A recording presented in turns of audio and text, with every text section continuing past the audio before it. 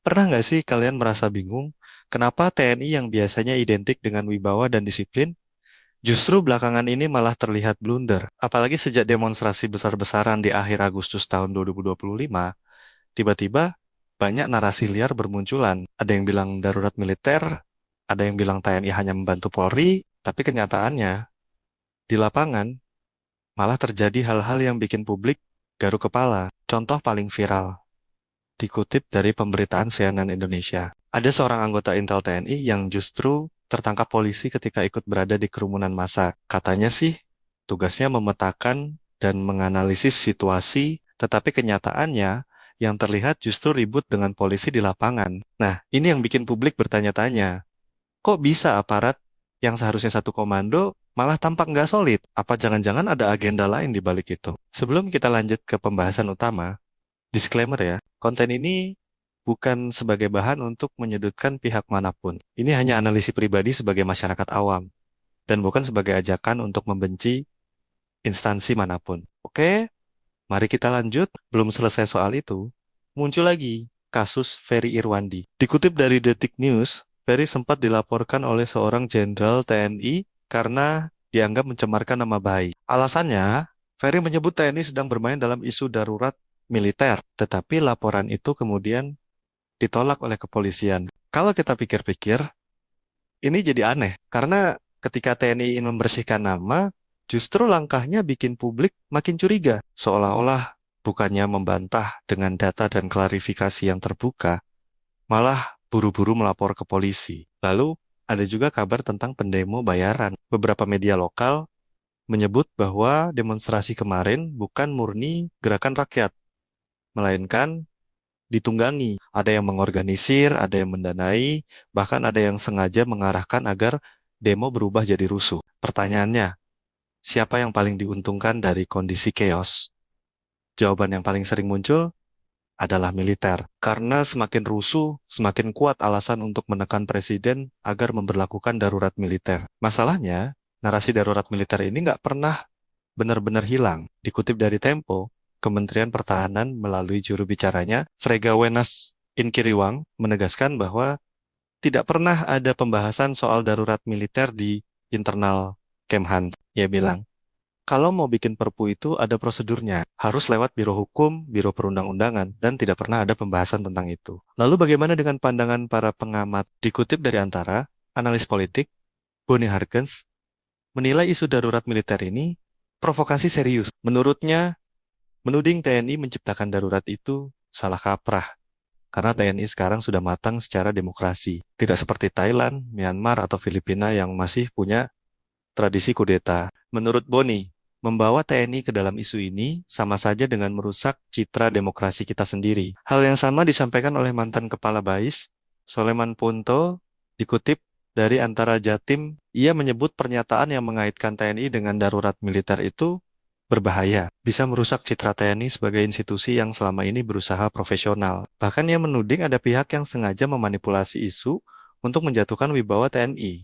Kalau begitu, apa tanggapan resmi dari TNI? Dikutip dari Tempo, Wakil Panglima TNI, Jenderal Tandjo Budi Revita, dengan tegas menyebut bahwa tidak ada skenario darurat militer. Menurutnya, semua tindakan TNI di lapangan kemarin murni untuk membantu Polri, bukan mengambil alih, bukan pula menjalankan agenda politik terselubung. Tapi justru di sinilah paradoksnya. Kalau memang tidak ada agenda tersembunyi, kenapa ada Intel TNI ribut dengan polisi? Kalau memang tidak punya kepentingan politik, kenapa buru-buru melaporkan pengamat sipil hanya karena kritik? Kalau memang tidak ada permainan, kenapa narasi darurat militer malah makin kencang setiap kali TNI mencoba membela diri? Disinilah publik melihat blunder-blunder citra TNI. Sekarang, mari kita tarik ke ranah hukum. Pemberlakuan darurat militer itu bukan perkara main-main. Konstitusi mengaturnya dengan ketat. Presiden memang punya kewenangan, tetapi harus ada alasan yang sangat mendesak dan harus mendapat persetujuan DPR.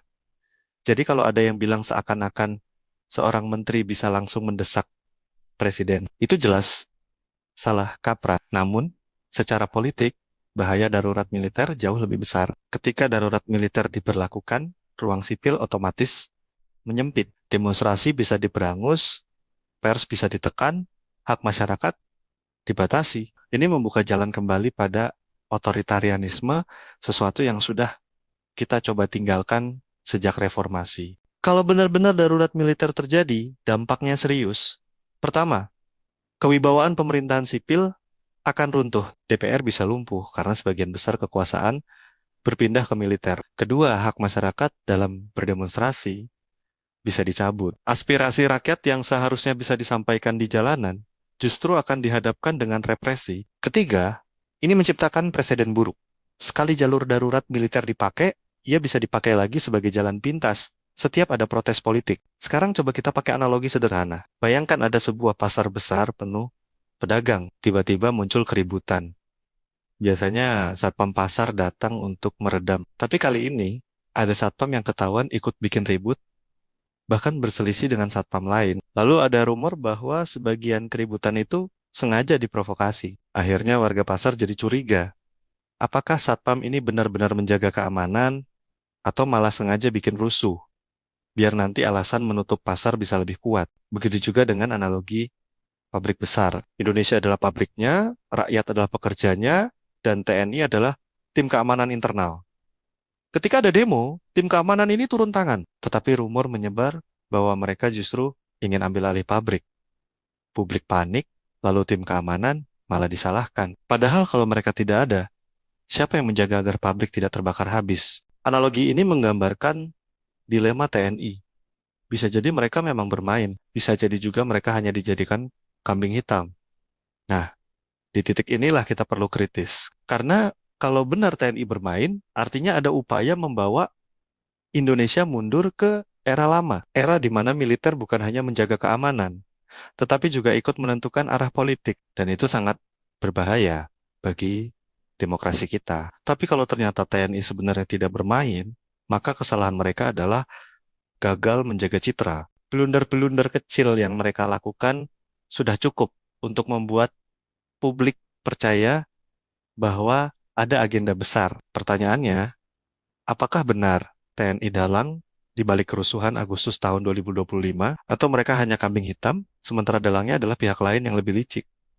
Jawaban pastinya memang sulit. Tetapi dengan potongan-potongan peristiwa yang ada, wajar kalau publik menaruh curiga karena politik Indonesia, suka atau tidak, sering lebih mirip panggung sandiwara. Dan TNI, sadar atau tidak, sekarang sedang berada di tengah panggung itu. Jadi kesimpulannya, TNI memang terlihat paling mungkin diuntungkan dari narasi darurat militer. Dan meskipun mereka sudah membantah, tetap saja blunder mereka membuka ruang besar untuk dicurigai. Apakah mereka dalang atau kambing hitam, itu tergantung siapa yang sedang menulis skenario. Yang jelas, masyarakat tidak boleh buta. Karena sekali kita terjebak dalam narasi darurat militer, yang akan hilang bukan hanya hak-hak sipil, tetapi juga masa depan demokrasi kita sendiri.